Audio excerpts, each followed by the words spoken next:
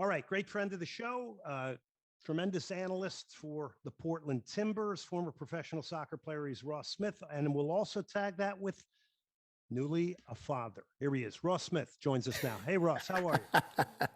Thanks for the intro. I'm doing great, Glenn. Great to see you. Great to see you. Always fun to come on with you. All right, so you've been on quite a whirlwind. You were in Spain with your wife. You had your baby with you to introduce your baby to that side of the family. You flew all the way back to Portland for the MLS Cup final. And one thing that jumped out to me, you told me that the atmosphere, and you're a guy who's been in that stadium more than most. Yeah. You said it was off the charts. Just speak to that first before we get into the game.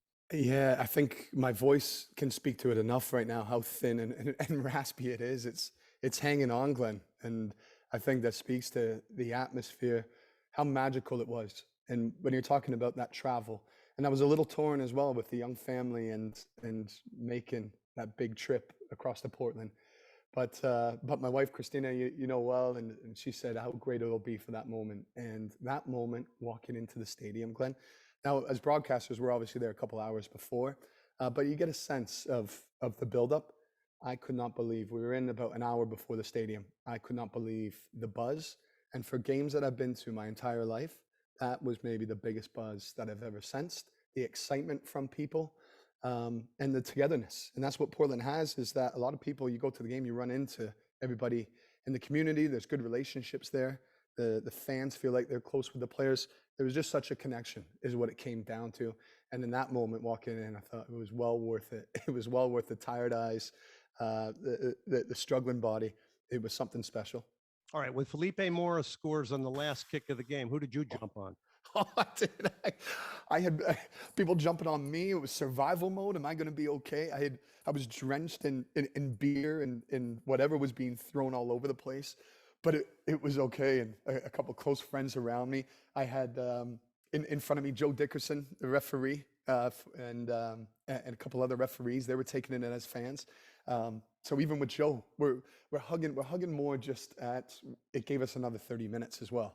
And of course, with my affiliation with the Timbers, I was excited, knowing how much that would mean to the players, the fans. Oh, Glenn, I don't think I've hugged as many random people in my life in that moment as well. It was something else. And you thought from there, the Timbers were just going to go on. Yeah, you kind of did. New York City FC ultimately winning 4-2 on penalty kicks.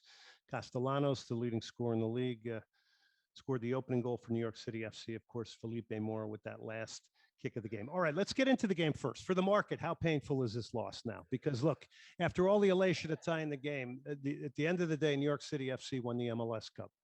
It's funny, exactly, Glenn. I thought going in, all the conversations that I was around was the Timbers, how big this is going to be for the city when they win. And all of a sudden it was, as the game got going, it was, hold on a second here. Like, what if?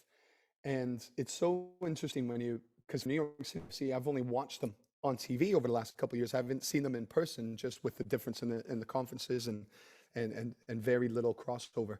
They were big boys. And stepping on the pitch, I thought, wow, these are they're head and shoulders in height and the physical side of it to the Timbers. I thought this could be a real possibility. And obviously with their goal, and they were solid in their setup, in their commitment, their desire, of course, it was there for both teams, but they just had a good game plan. So to that, I think Paulson has done a great job. We, as a company, received an email from him just to say big picture. And he's always been really good at looking at the big picture. I think deep down, though, Glenn, I couldn't help but think the party would still be going. I don't think I'd be back in Canada right now chatting with you. I'd still be in Portland partying as well with all my colleagues. I think 2015 was huge. I think it would have gone up another 2-3 levels to what was. So you can't help but think, sure, big disappointment. But everybody is taking the big picture right now. Talking to Ross Smith, color analyst for the Portland Timbers, also a former professional soccer player. All right, it's easy to make comments about tactics and performances and everything post the MLS Cup final, but the one that's out there a lot from everybody is Sebastian Blanco. Yeah. And was it right to start him, you think? Not that we're questioning a coach, because he obviously thought it was right, Giovanni Savarese. Was it right to start him, you think, under these conditions? And then the second part of this question would be, was he more injured than we know?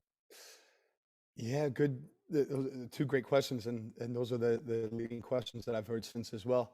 I think it's tough, Glenn. You remember about a month ago, and if we dipped into the Premier League real quick with Ronaldo and Solskjaer didn't start Ronaldo, and Alex Ferguson was caught with one of the MMA fighters after the game. There was a camera on him, and Alex Ferguson said, "You always start your best players," is what Alex Ferguson said, and that was almost a little dig at Solskjaer. Anyways, that came into mind as well, and with Blanco.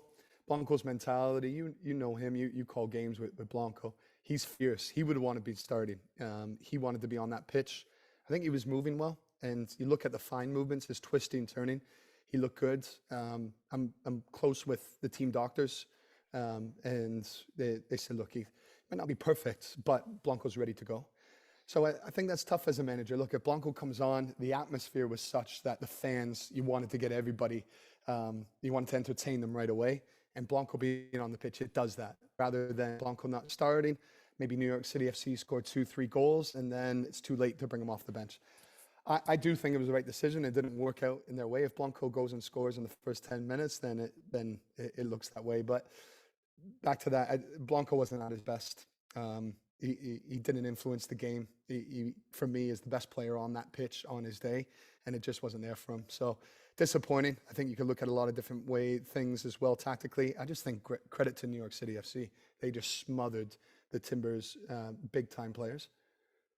Yeah, I don't think there's any question. I felt that New York City FC over the 90 minutes, you would give them control of the game Yeah, a little bit more than Portland. I think the first overtime session, Portland came out and may have played their best football of the day, yeah, and nearly scored, if not for Sean Johnson. But I looked at Blanco, and I was watching this game in the Virgin Islands with my brother, and I said, there's always the question of, do you start somebody or don't you? The emotional factor of it, and on yeah, the other hand, I'm thinking maybe you bring him on in the second half when things are in a different place, and it's the late card you can play, which we've seen him produce in those moments as yeah. well. So anyway, I did think, yeah, and to that, when Valeri came on, Glenn, there was a huge uptick, and being in the fans and around it.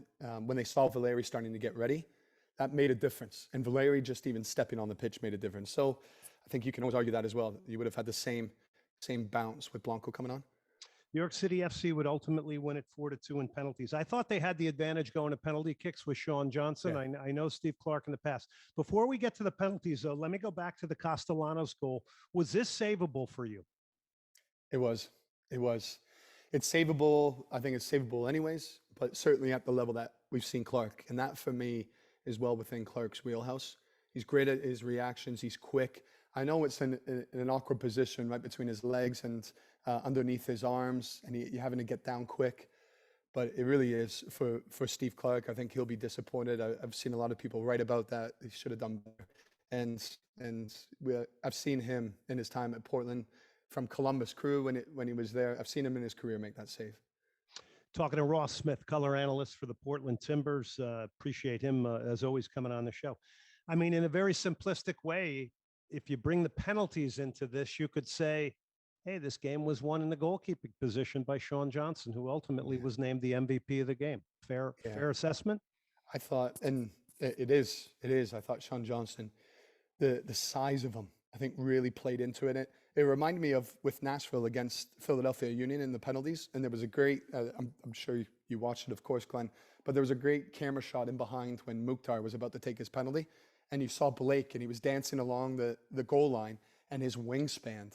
And I thought that's got to play into it. You played, Glenn. That's got to play into the player's mind a little bit. And when Mukhtar has his penalty saved, everybody else watching would have seen that as well. And I thought that's going to be interesting. And it wasn't a surprise that two of Nashville's misses didn't even make the frame, because the players, I thought, are trying to be so perfect with their penalties.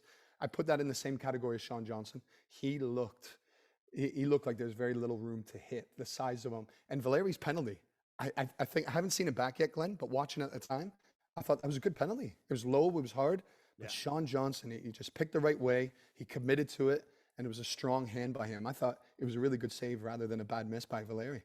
Yeah, I was happy for Sean Johnson. He's had a long career. It's his first MLS Cup he's played in. He becomes the star of it. Has always been a really no nonsense kind of guy to me, which Yeah. which is impressive. His interviews after the game were impressive as well. We're talking to Ross Smith, Portland Timbers color analyst here. Appreciate him coming on the program. Did the overall technical ability of New York City FC play a big part in this one? Based on the wet conditions, it was a little helter-skelter in the beginning. It settled down, and they really seemed to adapt to an artificial surface, the wet conditions, despite the fact that they don't play on that. I thought pretty well. There was a calm about them. And it was interesting. I don't know if we'll get into it, but with Ronnie Dyla, his celebration afterwards, because I don't know Coach Dyla. I don't have conversations with him. I'm surprised at his post-game stripping down to his underwear and push-ups, because I thought this is just a very stoic, no nonsense, gives very little away type manager. I guess when you win MLS Cup, you can go and do that. You know as well as I do, with all the saunas in Norway, people are taking their clothes off all the time. So to me, it's not a surprise with Ronnie Dyla. I learned a little bit with Aiden Brown. I'm close friends with Aiden Brown, and he obviously played in Norway, and he told me about the culture. And there was a few incidences. Show me a sauna, and there's clothes flying off everywhere. Trust me.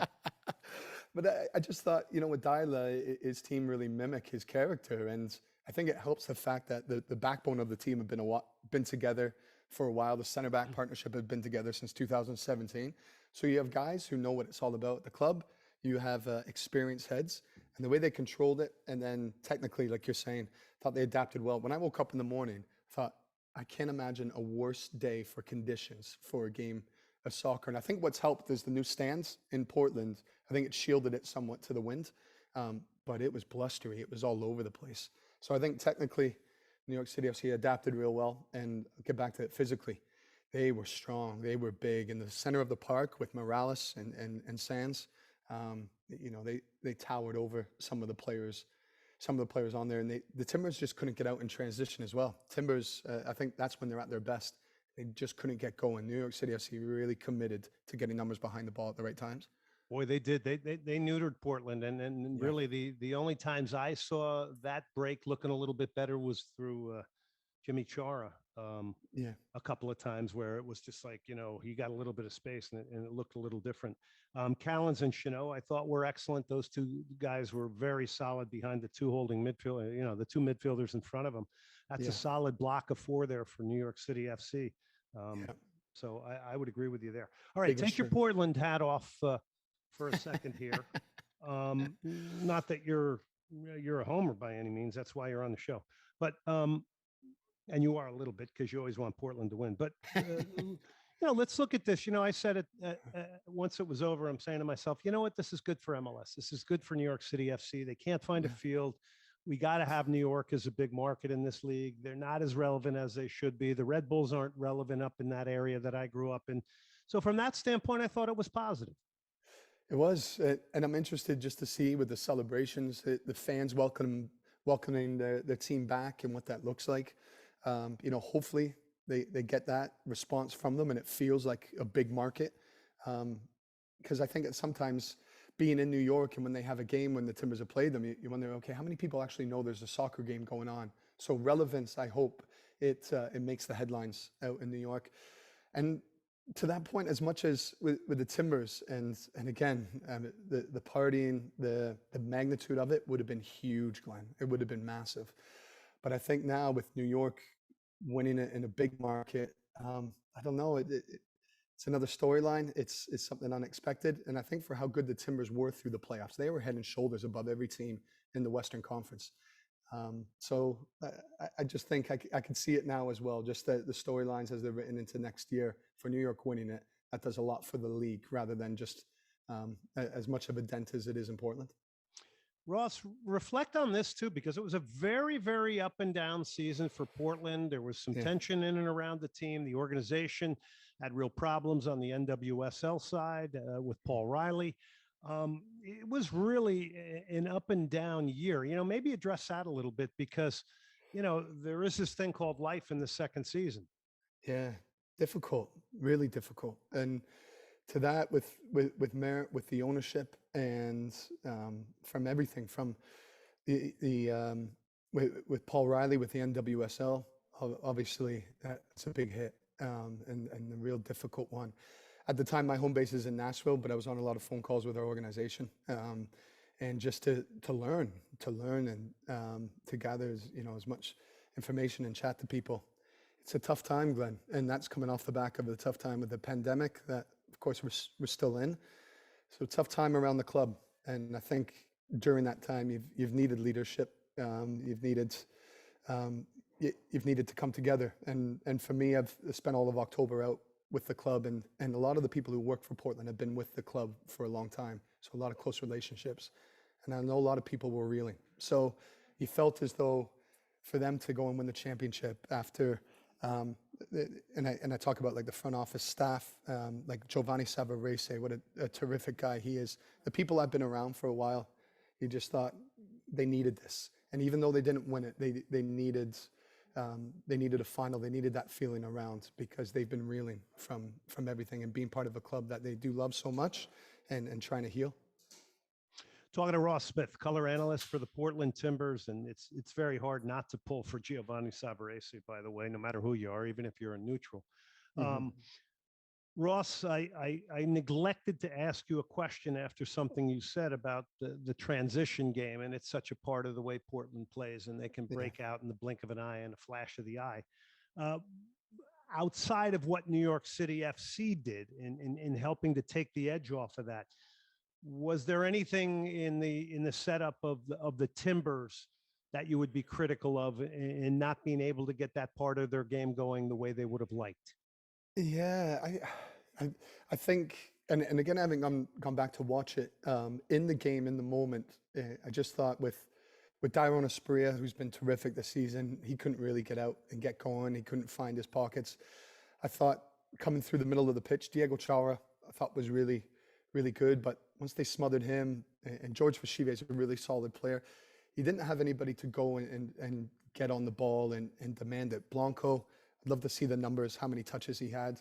I just didn't feel there was anybody going to get on the ball and to be able to dictate the rhythm of the game when it needed somebody to grab the game by the scruff of the neck and get involved. So that transition, I think you first look individually, and I just thought there was a few off nights for players like an Asprilla not being at his best. Jimmy Chara, even though he had some nice touches, he just couldn't get out and get going. So individually, there's that. For the Timbers, then once you put that individual level and you get them playing well, then I think tactically you start to see them interchange and their flow around Mora, getting Mora's hold-up play, which wasn't there as good as it's been during the year. So I think more individually, the performances from it all. Tactically, I'd love to sit down again, if I'm honest, Glenn, just to be able to watch it and look at all the tendencies. Because, it's one thing being at the game and watching it, and when you go back again, then it starts to unfold and you see 2 or 3 different things that maybe you didn't quite pick up during the game. So I think to that would be more to be able to break it down. But individually, it couldn't help but feel that too many players, they couldn't get out of third gear. Spoken like a true color analyst, because you're 100% correct there. It's lots of things we all see once it's over. Right? I'd be interested in you. You're so great with your questions, Glenn. I'd be interested in you because we spend so long before we get on interviews chatting about things. I love your view on the game. You were watching it on TV. What would have been your thoughts with it tactically? Yeah, I would have thought that New York City FC, I think, deserved tremendous credit, and we already spoke about that. You talked about that. I thought that block of 4 was great in midfield, and I think that combined with, their ability to hold the ball, I think that's, Sputter's a team that's a transition-oriented team, and through that possession, I think that was their best defensive weapon on the night, right? So the times they did lose the ball and it looked dangerous, I think they were pretty much organized as a team defensively. They looked in a great shape to deal with it. There were a few times that Portland, I think, kind of got through and broke it down. There was one time, I'm trying to remember if it was the second half, but they really breached him in a big way. And I think it was Moreno. I think Moreno or Felipe Mora, excuse me, had a remarkable chance. But, I do, in this case, I'm really going to have to say, you really have to give tremendous credit to New York City FC and what they did and how good they were with the ball after, initially struggling with it a little bit in the early chaos of the game. Mm-hmm. I thought, you mentioned Moreno there, Santiago Moreno. I thought when he came on, he was a breath of fresh air. Just young legs, enthusiastic. He's always looking to go forward. I thought just that vibe, the feeling in the stands as well. I thought that could be someone who does something different and gets the Timbers back into it. Well, Ross, thanks so much as always for coming on. I love these. What I like about interviews with you is it becomes conversational. It's not a one way, and I think it brings and leads to a lot of interesting interchange. So thanks as always for coming on. Let me let you get back to baby duty and recovering from all your travels. You sure you don't want to talk longer? You're saving me from a few diapers right now, Glenn. Appreciate you you got to having me get on. back to work. I got the email. Thanks for coming on the show. Thank you, Glenn. All right, that's Ross Smith, color analyst for the Portland Timbers, former professional soccer player. It's always good stuff when we get him on the show. That does it for tonight here